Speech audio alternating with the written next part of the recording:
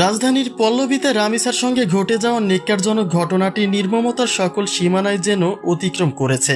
কেননা একজন নারী যতই খারাপ হোক না কেন, অন্তত স্বামীর ভাগ কাউকে দিতে চায় না। আর যাই হোক, অন্তত এই জায়গাতে কোনো কম্প্রোমাইজ চলে না। কিন্তু সেই ইতিহাসটাই যেন ব্রেক করল ঘাতক সোহেলের স্ত্রী স্বপ্না আক্তার। তিনি রামিসাকে ডেকে নিয়ে ঘাতক স্বামীর হাতে তুলে দিয়েছেন। স্বামী তার চাহিদা মেটাতে যা করার তাই করে ঘটনা ধামাচাপা দিতে কাণ্ডই ঘটিয়ে বসলেন। আর সেই ধরক স্বামীকে বাঁচাতে জানালা কেটে অন্য পাশ দিয়ে পালিয়ে যেতে সাহায্য করলেন স্ত্রী, যা ইতিহাসের এক বিরল ও জঘন্য সাক্ষী হয়ে থাকবে অনন্তকাল।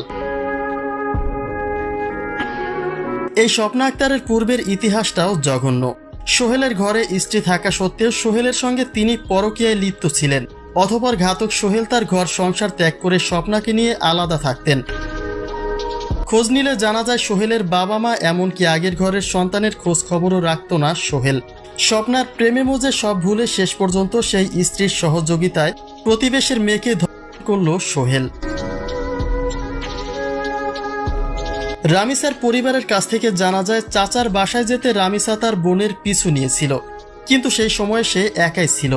অর্থাৎ ওই সময়টাতেই তাকে ডেকে নিয়েছে, যেহেতু প্রতিবেশী সেক্ষেত্রে কেউ ডাকলে তো তার কাছে যাবেই। কিন্তু প্রতিবেশী যে এত বড় সর্বনাশ করতে পারে তা কে জানত।